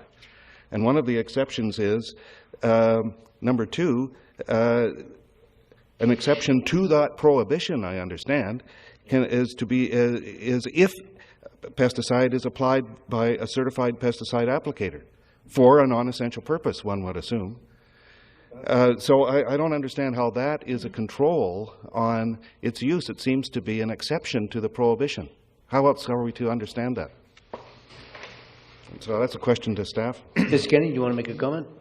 Well, just that under the normal operation of this bylaw, the way I'd see it operating is that it would operate pretty much independent of the city, in that if there was a cause for pesticide application, the system relies on the certified pesticide applicator to do that review, make that decision, and carry on. Without that exception, then when people have concerns about whether or not it is essential or non-essential, they don't have the option of having a pesticide applicator make that determination. They would ask somebody else, and what I'm concerned about is they would ask somebody at city staff, and we would say, well, we don't have the network to undertake that research right now. Go ahead. Just as a follow-up, Your Worship. Okay, I understand what Mr. Kenning is saying now. So we would need a separate section in this bylaw that would direct people who wished to use pesticide to a certified applicator to determine whether it was for an essential or non-essential purpose. Just like we would direct people to an engineer to determine if something has been built soundly or not. And that's fine, but that's not what we're dealing with. No, and I agree. That's, though, what I am saying. If this amendment passes, we'd like to have the opportunity to review a process so we can make recommendations to council on how this could best work. Yes, thank you. Just for the purpose of clarity, could Ms. Harrison, could you just read the amendment now, just so it's in everyone's mind? Okay, I understand that the motion that was put forward was that council remove section 4, sub 2, exception for certified pesticide applicators from the pesticide use bylaw 2010 number 7102. Okay. Councillor Kipp, that was the motion? That was the amendment, I'm sorry, that you made? Okay. Yes, you may. You've just, you're not in order, but we have Councillor Bestwick next. I'm not sure if it is in relation to Councillor Oldham's comments, but Item 2 is request that staff review both the public education program and bylaw within 3 years of the bylaw's adoption. So is that perhaps something that could be inclusive of Mr. Kenning's request to come back with a report that also is inclusive of the administrative impact? I think it would be appropriate for, assuming this motion passes, for council to receive staff's report on implementation before the bylaw is adopted. This item number 2 envisions a review within 3 years to determine how it's working. We'd like to have some input to council at the implementation stage so that we can set up a system that we think will work for council. Okay, are you suggesting, Mr. Kenny, that we entertain a motion to refer back to staff, or what is your point of this? No, I'm not suggesting that, Your Worship. I'm suggesting that council should vote on this, and if the vote passes, then I would ask council to ask for a staff report on implementation. Okay. So we have Councillor Kipp. You're still on deck, are you? Yeah, I'm just baffled now by what the administrator has said, to the point of how come this didn't come up earlier, that if we had eliminated this was today. But this becomes an absolutely wasted, toothless piece of paper. It goes right to what Councillor Unger says, personal rights over everything. So if I want to pretty my flowers under this bylaw, I don't have to hire an IPM. I just go spray my stuff on it. Is that the way you're reading it? Because that's what I think if I can, Councillor Kipp, I think what staff's point is that if the use of a certified applicator is removed from this, then on whose shoulders would the responsibility be to whether or not to proceed? And I think in the absence of having a licensed applicator, it could and may fall on the city's shoulders, and we're wondering about how that would be enforceable and by whom. I hate to write a bylaw that's not enforceable. That's the worst bylaw in the world, and I understand that. But I mean, I'm just voting in favor of the motion now. I just support it. Okay, we have Councillor Sherry. Mr. Chairman, should the majority of the members of council support what the motion's on the floor, then we're asking for a report to come back, or the next item would be, in prudence, is to ask for a report, and then what's crystal balling, then we need to have someone that can interpret, is it best to use this product or another product or what before the application. And as far as I'm concerned, that's covered off in the current bylaw, is that we can say, okay, Mr. Joe Smith, you have certification number 67, whatever it is, okay, and you're in your knowledge that this product or the other product is the one that we should be using in this application, but the other 6 products aren't going to help. And it's their responsibility. And as far as I'm concerned, whatever happens here this evening I'm afraid that, and I'm crystal balling myself, is that we'll be back to square one. Okay, we have Councillor Holdham. Thank you, Your Worship. This is just a point on procedure. We're voting on an amendment to a bylaw. That's correct. To change a bylaw before we deal with the bylaw, which is a little bit irregular, but we can do it. The first staff recommendation would then be, if that passed, if our amendment passes, would then be to consider the bylaw as amended, which is presented under the bylaws section. I draw council's attention to the next clause, and that it come into force and effect 1 year from adoption on this date. So staff would have plenty of time to give us recommendations about how to implement it if we pass that next motion. So I think we should just proceed. We're trying to set a policy goal here, and that's to ban the cosmetic use of pesticides, I think. Okay. Councillor Pesce. Thank you, Worship. That basically was going to be my comment. I concur with Councillor Holdham that we have a whole year, and the educational component of this bylaw is also very strong. And so there's plenty of time for people to get used to what they can use and what they can't use. Okay, I think we've had enough discussion on this at this point now, and we're just, well, now on the amendment. Sorry? The recommendation is that we accept ACE's recommendation to go to later in the program. Okay. That's right. Okay, question on the motion. We're way premature. We can't amend ACE's recommendation. Well, it's just that Councillor Kipp made a motion on it. That was the reason. Beg pardon? You declared it an order, so that's what we're going to do. Yeah. On what? What's he amending? We have nothing to amend in front of us. Okay, well then, would you want to do the other one? We'll go ahead with the motion, and then we'll do a vote on the amendment after that. Your Worship, we've been assuming that, and correct staff if we're wrong, we've been assuming that this would amend the draft bylaw, and so it would come forward as amended in the future. Everybody happy? So, question. All those in favor? Opposed? See, Councillor Kipp and Councillor Sherry opposed. Balance of council in favor. The motion passes. Sorry? Oh, Unger. I beg your pardon, Councillor Unger. Sorry. I just looked over that way and saw a dark arm. You guys have to wear different colored suits here. Sorry about that. Both got the same haircut. It was the hair that threw me.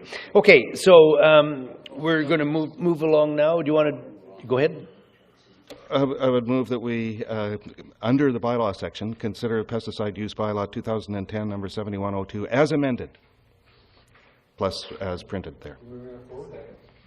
Okay, moved and seconded. Any further discussion? All in favor? Opposed? I see Councillor Sherry opposed. Balance of council in favor. It passes. And move the staff recommendation number 2. Okay. Moved and seconded. Any discussion? All in favor? Opposed? Councillor Sherry, are you opposed? Sorry. Was that just a late draw there? Was that? Well, I was up before yours, Mr. Chairman. Okay. Go ahead. Oh, I'm sorry. Okay, that's it. No, I didn't ask you to speak. I see Councillor Oldham on your. He just finished making the motion. That's why his name was there. Okay. So it was unanimous, I think, that as best I can tell. On item number 2. On item number 2. Thank okay. you. Let's move on to DVP 152, 1066 Palomino Place. Moved and seconded. No discussion. Oh, Councillor Patchy, did you? I would like, just for clarity's sake, Your Worship, have an explanation from staff whether there is a correlation in the current bylaw that deals with the size of a secondary suite, if there's a correlation between the size of the suite and the size of the lot. Worship, on page 50, the last paragraph, or the last 2 paragraphs, staff attempt to give a synopsis of the rationale for supporting the variance. This was an existing building built by a previous owner, accessory building without a permit. The current owner is proposing to modify the second story of the accessory building. The square footage that would be used for the secondary suite is actually below that of the bylaws permitted, but the whole building is larger than is permitted, and that's where the variance comes from. So it's not necessarily to do with the size of the lot, even though it is a large lot, larger than a regular residential lot. So the impact would be less for sure. But staff see this as primarily that the portion of the building which exists that's going to be used for the secondary suite is actually of a size that's smaller than the bylaw would permit. If I may have a follow-up, but yes. Why then would we, since we're talking about secondary suites, not get the variance in terms of the space that is going to be used as a secondary suite? I think the approach is taken that because it's all part of the building, we should vary it. We would look for ways to secure that they're not going to be using it. The applicant's proposing to use the bottom part of the building for storage for the primary dwelling, and we'd look to secure that as part of the permit. Okay. I think there's also a separate entrance. Is that not the case for this? That's correct. Councillor Oldham. Your Worship, there's 2 variances involved here, and one of them involves an oversized secondary building, or whatever you call that, secondary building. accessory building. Why would this, if the lot size is not to be taken into consideration, why would this not set a precedent for every other lot in Nanaimo? Well, certainly if someone came in to build this with a building permit, it would set a precedent. Anytime you're dealing with existing structures, we look for ways to evaluate what's proposed and see whether it makes sense. So in this case, where we have an existing building which is over height as an accessory building on a large lot, we look for a way to ensure that the secondary suite doesn't infringe on policies that council may have so that we don't set precedents. And we see this as one way to do it, that we would limit the use of the building to the portion that they're proposing to use and make the variance in terms of that kind of recommendation. Well, Your Worship, my understanding was that the size of the lot was significant in this case and justified an exception and made it a special case. If that's not the case, I can't support it, Your Worship. Councillor Kip. I'm speaking in support of this issue. It's exactly like what I would consider a coach house that we've verified and putting into process in, say, Hawthorne, which is just city lot size. So remember the house and the little coach house with the suite above. I do believe, to Councillor Paget's question, that with floor area ratio and with lot coverage, actually suites, if you have a really small lot, you can't put a 920 square foot secondary suite in your house, am I correct? It would have to be smaller. So there is some application of lot size directly related to the size of a secondary suite. This one, I think, in support of what staff says, is it's an older building, been there a long time, no ability to get to the lower floor. It is a grade level entrance for the suite and no interior access to the area below, which is to be used as a shop, from what I understand. And I think it is typical of what, with buildings that exist, of that infill we're requiring, or some access to other forms of housing within neighborhoods. And I think in this location, it suits what we're looking for as projects to give a mix of housing accessible within areas that we have. So I support the motion as staff has put it through, with the variances. Okay, and I also will be supporting it. And I just wanted to show for the record that Councillor McNabb has left for personal reasons. Okay, no further discussion that I can see. All those in favour? Opposed? I see Councillor Paget, Councillor Holm opposed, balance of council in favour. The motion passes. The item C has been pulled. We'll go into item D, on sightly premises, 724 McBride Place. It's requested that council hear anyone wishing to speak with respect to unsightly premises at 724 McBride Place. Staff recommendation of council pursuant to property maintenance bylaw 1990 number 3704 direct the owners of 724 McBride Place to remove discarded wood debris, household furniture, automobile parts, discarded windows and miscellaneous debris from the premises within 14 days, where the work will be undertaken by the city's agents at the owner's cost. Is there anyone here that would like to speak to matters at 724 McBride Place? Move the staff recommendation. Second. Moved and seconded. All in favour? Opposed? Carried. The item E, actually it's 11E, the structure removal order, illegal secondary suite, 4715 Lost Lake Road. It's requested that council hear anyone wishing to speak with respect to the structure removal order at 4715 Lost Lake Road. Is anyone in attendance who would like to speak to that property? Move the staff recommendation. Moved and seconded. All in favour? Opposed? Carried. Moving on to structural removal order, illegal suite in a duplex, 3127 Rock City Road. Is there anyone in attendance that would like to speak to matters related to 3127 Rock City Road? Seeing none. Move the staff recommendation. Moved and seconded. All in favour? Opposed? Carried. The item G, like golf, structure removal order 2350 Autumnwood Drive, illegal non-conforming addition and non-existent deck guards. Is anyone in attendance that would like to speak to matters related to 2350 Autumnwood, Autumnwood Drive? Move the staff recommendation. Seconded. All in favour? Opposed? Carried. Actually, it deals with two parts on that one, and I'm assuming the motion would be to include 1 and 2. Correct. Okay, and the seconder as well. Okay. Structural move order 4-2, Kanaka Place, illegal non-conforming deck and stairs. There's request that council hear anyone wishing to speak with respect to the structural move order for 42 Kanaka Place. Is there anyone in attendance that would like to speak to that? Move the staff recommendation. Seconder? All in favor? Opposed? Carried. And that relates 2. to 1 and 2, Mr. Chairman. Okay, moving to 1 and 2. And the seconder concurs. All in favor? Opposed? Carried. Unresolved building deficiencies notice untitled Section 5-7. It's requested that council hear anyone wishing to speak with respect to the unresolved building deficiencies or bylaw contravention notices for the properties listed below. Surprisingly, there's only 2. 3127 Rock City Road, illegal construction, addition to include an illegal dwelling unit. Is there anyone here that would like to speak to matters related to 3127 Rock City Road? Move the staff recommendation.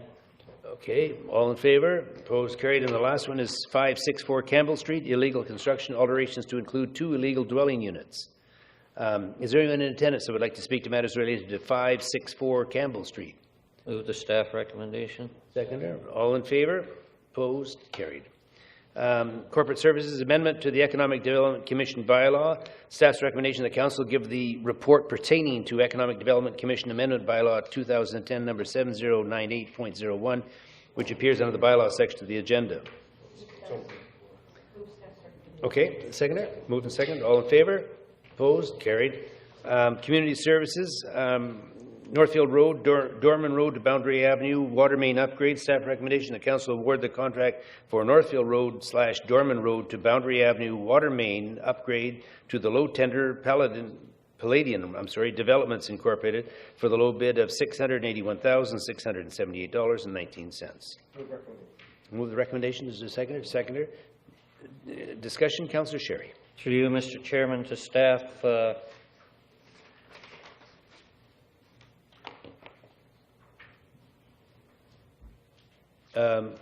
Gentlemen, we have a question coming for you. On this reconstruction from Dorman Road to Boundary, is this phase 1 of the project as it relates to resurfacing of Northfield Road? Your Worship, this is a water main project, so I actually don't know that answer, Councillor Sherry. We'll have to get back to you. I noticed the staff involved have just left the room for a minute here, so as soon as they're back, I'll check. No, it's just a matter that we have plans to widen the Northfield Road and this is a portion of that construction or whatever, and I would hope that we would be able to widen this section out to go along with the total widening. Okay. That's my concern. Thank you, for Worship. We'll make sure that point is noted, and I'll be checking with staff. Thank you. Okay, it's been moved and seconded. All those in favor? Opposed? Carried. Sanitary sewer relining contract extension. Staff recommendation that council extend the existing contract for the 2010 sewer relining contract to the low tender Martech Underground Services Limited in the amount of $285,229.10. Moved. Seconder. All in favor? Opposed? Carried. Staff, go ahead. Your Worship, just backing up to 564 Campbell Street, we know the applicant would like to speak to that. They were just out of the council chambers for a moment, and they are here if council would like to hear them. Yes. Motion's been made. Go ahead. But can we hear I make a motion that we hear the person. I'll second that. Okay. All in favor? Opposed? You're opposed, are you? 2 opposed. So.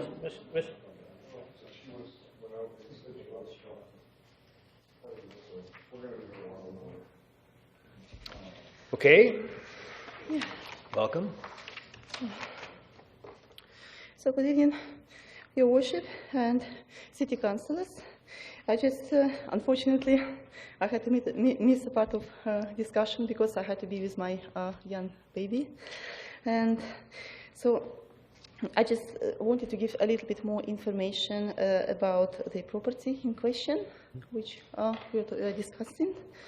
And I just wanted to let the council know that 564 Campbell Street is, it has been used as a triplex for about 30 years. And actually, at the time, actually, we purchased the property. It was in 2005. Actually, we made inquiries to the city about the status of the property, and they actually let us know that the property has been on free garbage routes for about 20 years, since 1989, and actually BC Assessment was aware of the situation and that the property was with a suite. And so actually the situation with our property was fully open to the city at this point. And in March 2008, for the first time, actually, we had a letter from the city requesting an inspection, and another letter actually received in a year and a half requiring to make upgrades. And actually, our understanding is that now the Development Services Department has issues with safety and has issues with the status of the property, which they can't recognize as a triplex due to historical use. But actually, it's been a triplex for that long. Okay, can I just ask, have you had ongoing discussions with members of staff, city staff, concerning this property?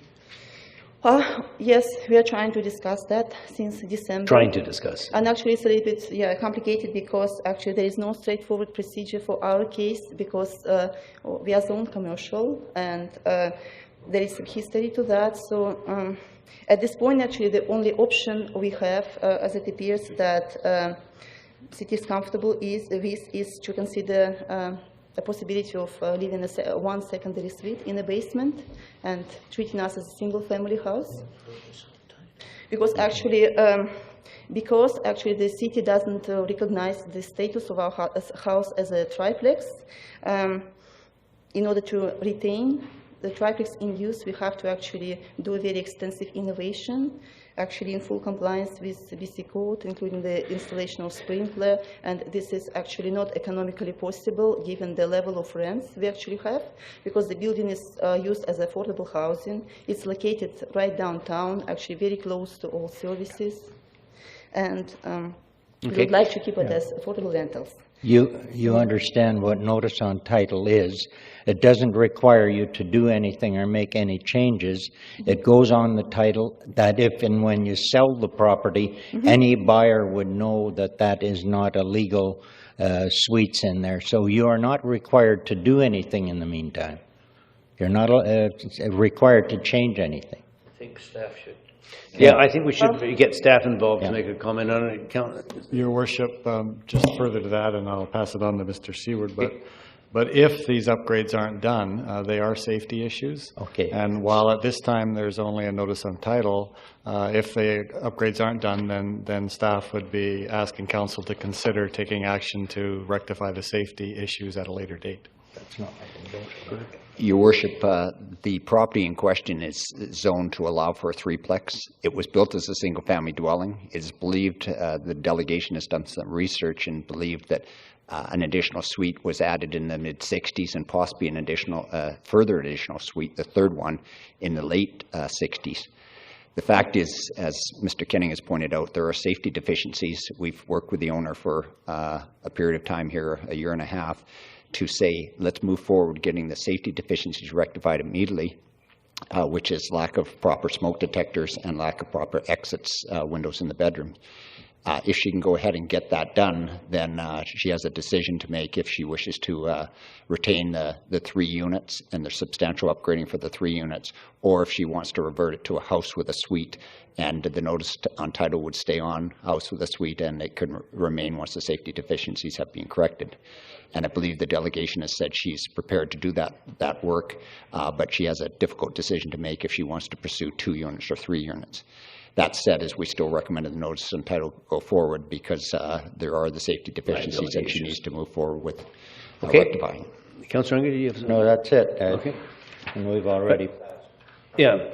Anyway, so we will be putting a notice on title, but again, as Councillor Unger pointed out earlier, and I think staff alluded to it too, that won't change anything, but the point is there are safety issues here, and that's the reason for this.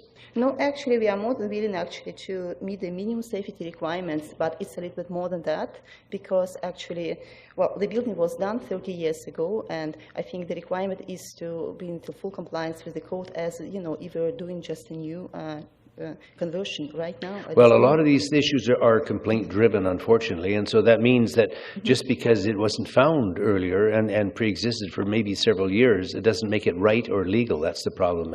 And I think the staff has already pointed out that what we're trying to do is resolve a matter of safety, and it's kind of hard to compromise on that. You know, the only thing I can suggest you do is continue to work with staff, and they will, you've already heard earlier, there's a couple of decisions you're going to have to make, whether you want to do all the remedial work necessary to bring the triplex up to standard, or whether you want to look at it as a single-family dwelling. Those are decisions you're going to have to make, but we still will have to put notice on title. Yes, I mean, it's unfortunately, it's a little bit too late, you know, for us to receive this notice, because actually we're already in this situation, but... Well, maybe I misunderstood. I thought I heard staff say they've been dealing with you for 1.5 years. No, actually, it was inspection 1.5 years, and actually they didn't come up with any suggestions until the December of last year, which was, middle of December 19th. Yeah, and unfortunately, we could actually move really quickly since then, because actually it was the time actually I was expecting my baby, which was just born a few weeks ago. So. Okay, but the thing is, there's very little discretion for us, and we have to put the notice on title, and I suggest that you work closely with staff. I think you'll find them very willing to work with you with us to get a solution made on this thing, but in the meantime, we will proceed with the notice on it. Okay, thank you very much. Sorry? Thank you. Thank you very much. The information items, sorry, I'm just trying to pick up where we are now. We did that one. Proceed to the 2 information items. Seconder? All in favor? Opposed? Carried. Reconsideration of bylaws be moved by Councillor Holdham as the acting mayor. Councillor Holdham. Thank you, Your Worship. I have to press something? No, you just have to start talking. Under reconsideration of bylaws, I move that zoning bylaw amendment bylaw 2009, number 4000.464, regarding 635 2nd Street to rezone property from single-family residential zone to single-family small lot zone in order to facilitate a 3-lot subdivision be adopted. Second. Okay. No discussion. All in favor? Opposed? Carried. And I move that Housing Agreement Bylaw 2010, number 7101, to authorize a housing agreement between the City of Nanaimo and the Salish Laleham Housing Society regarding an 18-unit affordable housing project for Aboriginal youth and elders at 477 10th Street be adopted. Second the motion. Moved and seconded. All in favor? Opposed? Carried. Introduction of bylaws. Under introduction, Your Worship, I move that Economic Development Commission Amendment Bylaw 2010, number 7098.01, to designate the provincial representative as a non-voting member and to add an additional at-large representative to a total of 4, be given first reading. Second the motion. Moved and seconded. All in favor? Opposed? Carried. And I move the same bylaw be given second reading. Second. Moved and seconded. All in favor? Carried. And I move the same bylaw be given third reading. Second. Moved and seconded. All in favor? Opposed? Carried. Under B, I move that Pesticide Use Bylaw 2010, number 7102, as amended, to regulate the use of pesticides be given first reading. Moved and seconded. All in favor? Opposed? Councillor Sherry opposed. Balance Councillor in favor. Go ahead. And I move the same bylaw as amended be given second reading. Moved and seconded. All those in favor? Opposed? Councillor Sherry opposed. Balance Councillor in favor. It passes. And I move the same bylaw as amended be given third reading. Second. Moved and seconded. All those in favor? Opposed? Councillor Sherry opposed. Councillor Unger opposed. And balance Councillor in favor. It passes. Okay, thank you, Your Worship. I'd move receipt of the correspondence. Okay.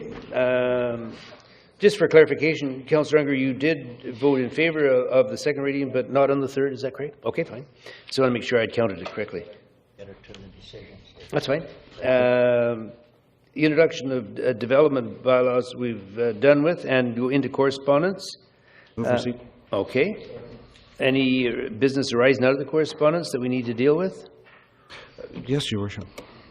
On B, okay. And I did, it's maybe a little bit timely because I did send a letter off to the Honourable Cash Heed, Minister of Public Safety and the Solicitor General, requesting that the province fund 8 additional general duty members of the RCMP and Nanaimo Detachment. The letter is gone. The Honourable Cash Heed is no longer the Minister of Public Safety and the Solicitor General, so I'm not sure how that'll be handled. We haven't at this time had any response from that department.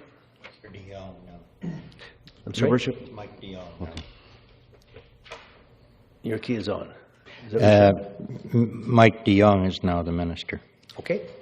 And we also have a letter dated 2010, March 25, to Deputy Commissioner, Commissioner Gary Bass, Commanding Officer E Division, RCMP, that was sent by me under direction from Council, requesting support for Nanaimo's request to Minister Heed, or his replacement, for more provincially funded police resources. I think that's really all there is, and we'll move down now into delegations pertaining to items not on the agenda up to 10 minutes, and the question period. That's all that's left here. Anyone like to address council on any issue? Move to adjourn. Seeing none. Seconder, thank you. We stand adjourned. Sorry? Yes. It's only 8 minutes off. Lloyd was an hour and 18 minutes off. Oh, Well, not really, but go ahead. we're adjourned. We did adjourn. promise, You I could, if you'd promise. come up earlier, we could have done that, but go ahead. Thank you very much. First of all, I'd appreciate it if somebody could clarify to me. Name and address. Yeah. Oh, sorry, first time I've done this, sorry. I'm sure you've been here before, haven't you? The first time I've forgotten to say my name and address. Oh, okay, fair I guess enough. Now I I'm- understand. Yep. I've been paying too much attention to most of the people who don't do it. Janet Irvine, 609 First Street, Nanaimo. Okay. And my question does relate to the Advisory Committee on the Environment and what you were discussing tonight. And first of all, I'd just like some clarification on what you as a council did vote on when you amended what was in front of you tonight. For which So item? I'm not clear on what the outcome Which item are you was. referring to, ma'am? Pesticide. The pesticide issue, is that what Yes, you're talking about? yes. Okay. So that is my first question. I guess if staff, through you, could clarify to me what council did decide tonight regarding the vote on the pesticide bylaw Okay. issue. Well, did you get a copy of the agenda tonight? I've only got part of it. I don't have the whole one. Okay. Well, in there, it dealt with the item that was discussed, and it was the motion was passed and the amendment to it was passed. Do you have an extra copy of the agenda that, do you want to do that? I can just quickly describe the amendment, which was to delete the exception number 2, which was that the bylaw does not apply to a pesticide that is applied by a certified pesticide applicator or a licensed company that employs certified pesticide applicators. So the bylaw was given 3 readings after that section was deleted. Okay. That answers it. Okay, thank you. There's no questions from the audience, okay? Go ahead.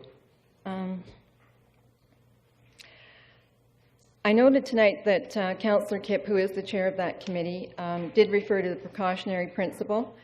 And I'm noting, because I have followed the committee and followed the pesticide matter since the committee, at the committee level, attending the committee, since October 07, when the representative from the program, I believe it was from Kwantlen College, addressed the committee. So I've been following that all the way through since October 07, and that is... Okay, you have a question, do you? Yes. Because remember, we did Yes. adjourn, and we gave you the courtesy of coming forward anyway, but we'd like you to be a little bit cautious at the time. Thank you. Your question? This is a question period, so what we're Yes. looking for is not statements, but Yes. questions. So all during that period of time, since October 07, the committee, both the committee that advises council and then the previous council and this current council have all been dealing with this matter. And so taking that into account with all of the time that's been involved and the resources of both staff, a committee, and council, first of all, there's a question about a previous member of the committee, the previous committee, decided that a bylaw was indeed required. And staff and your committee have spent some considerable time regarding this. So my question relates, first of all, to the enforcement of the bylaw. Would I be correct in assuming that this would be another complaint-driven bylaw? And Well, which one are you referring to now? The pesticide one? The only topic I'm referring to is the cosmetic pesticide bylaw that you spent time discussing tonight. Mhm. Did you not hear the comments from staff? Were you not here for the meeting?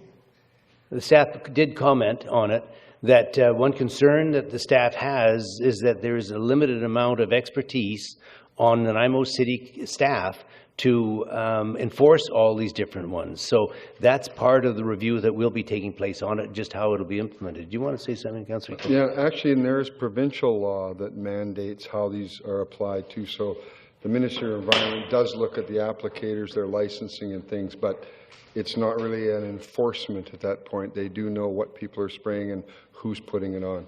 That's through the provincial government. I guess I was just puzzled because so much time has been spent regarding, and certain people put the emphasis on the importance of having an actual bylaw.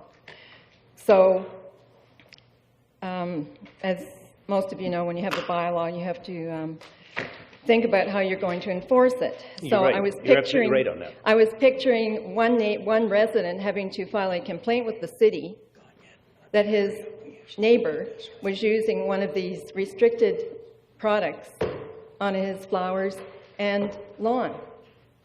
And that may ultimately be what happens, and I'm not sure, I'm not comfortable with that either, but I think that's the point that staff was making, that if there isn't somebody else who could make that recommendation, and it becomes a city enforcement problem, that it would have to be complaint-driven. 85,000 residents in Nanaimo, we can't afford a huge staff driving around looking to see what's sprayed on the lawn. No, no.